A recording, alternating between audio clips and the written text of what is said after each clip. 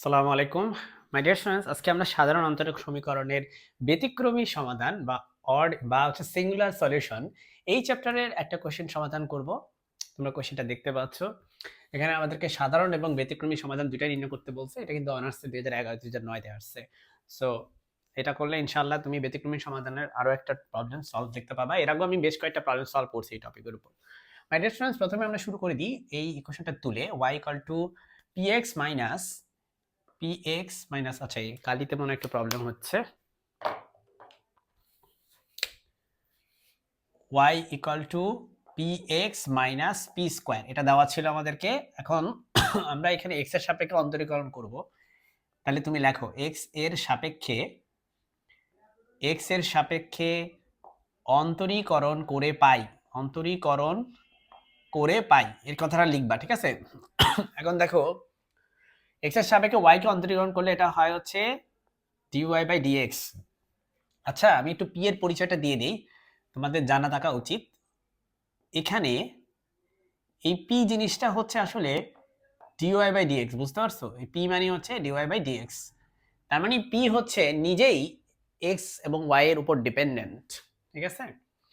So এখন দেখো আমাদের p আর x আছে, গুণের সূত্র অ্যাপ্লাই করতে হবে। p কে বাহিরে রেখে তুমি x এর সাপেক্ষে x কে ডিফারেন্সিয়েশন করবা, আবার x কে বাহিরে রেখে x এর সাপেক্ষে তুমি p কে ডিফারেন্সিয়েশন করবা গুণের সূত্র। আমি আবারো বলি, p কে বাইরে রেখে x এর সাপেক্ষে x এর ডিফারেন্সিয়েশন, এরপরে x কে বাইরে রেখে x এর সাপেক্ষে p এর ডিফারেন্সিয়েশন, ঠিক আছে? তারপরে মাইনাস দাও, এই যে মাইনাস। তারপরে দেখো p স্কয়ারের ডিফারেন্সিয়েশন করবে x এর সাপেক্ষে। আমি একটু আলাদা করে দেখাই। p স্কয়ারের ডিফারেন্সিয়েশন করলে হবে হচ্ছে 2p, আবার p এর ডিফারেন্সিয়েশন করতে হবে চেইন রুলের জন্য। সো এটা হয়ে যাবে 2p into dp by dx, ঠিক আছে? সো ডিয়ার স্টুডেন্টস, এখন এখানে খেয়াল করো, আমরা জানি যে dy বাই dx হচ্ছে মূলত p। সুতরাং আমরা এই জায়গায় হচ্ছে এই জায়গাটায় আমরা p দিয়ে রিপ্লেস করব এটাকে। সেটা হয়ে যাবে p, আর এটা হচ্ছে p। কারণ এই dx বাই dx এটা আসলে সিম্পলি 1, হ্যাঁ? সো এটা p প্লাস x ইনটু এটা হবে dp বাই dx। আর ভাই এদিকে হচ্ছে যা আছে তাই আছে, এটা কোনো চেঞ্জ হবে না। দুই পাশ থেকে p কাটা, তাহলে এখানে থাকে হচ্ছে 0, আর এদিকে যদি কমন নাও তাহলে dp বাই dx কে কমন নেওয়া যায়, এখানে থাকে হচ্ছে x আর এখানে থাকে হচ্ছে 2p। সো আমরা বলবো হয় এটা 0 নাহলে এটা 0। সো লেখো তুমি, হয়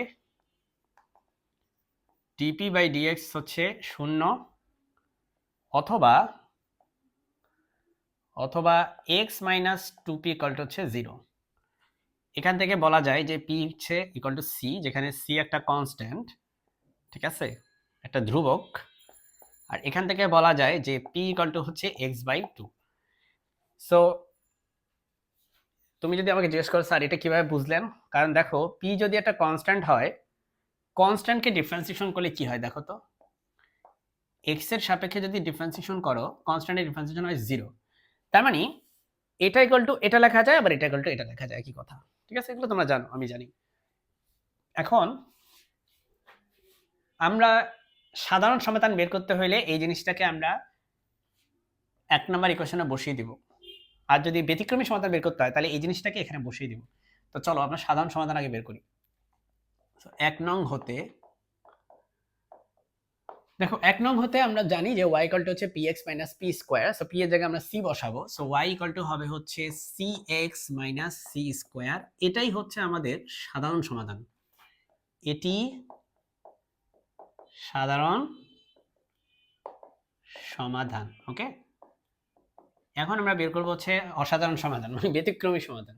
so p equal to x by 2 বসাবো। সো আমরা এখানে যেখানে p পাবো সেখানে x বাই 2 বসাবো। আবারও 1 নং হতে আমরা লিখতে পারি y ইকুয়াল টু হচ্ছে এই যে p এর জায়গায় বসাবা x বাই 2, আর একটা x তো অলরেডি আছে যেখানে, তাহলে p এর জায়গায় x বাই 2 বসাইছি, একটা x আছে, মাইনাস p এর জায়গায় x বাই 2 বসাইছি, ওকে? এখন খেয়াল করো এখানে এটাকে লেখা যায় x স্কয়ার বাই 2, আর এটাকে লেখা যায় x স্কয়ার বাই 4। সবাইকে 4 দিয়ে গুণ করো, হ্যাঁ সবাইকে 4 দিয়ে গুণ করলে এটা হয়ে যাচ্ছে 4y, এটা হবে হচ্ছে 2x স্কয়ার, আর এটাকে 4 দিয়ে গুণ করলে হবে শুধু x স্কয়ার। তাহলে আমাদের এখানে হয় 4y ইকুয়াল টু হচ্ছে কত, x স্কয়ার। এভাবে রেখে দিতে পারো 4y equal to x square হচ্ছে ব্যতিক্রমী সমাধান। তো ইহাই হচ্ছে আমাদের ব্যতিক্রমী সমাধান। এখানে লেখো ইহাই ব্যতিক্রমী সমাধান বা সিঙ্গুলার সলিউশন। তো এই হচ্ছে আমাদের আজকের ম্যাথের সলিউশন। আশা করি বুঝতে পারছো ডিয়ার স্টুডেন্টস। আসসালামু আলাইকুম।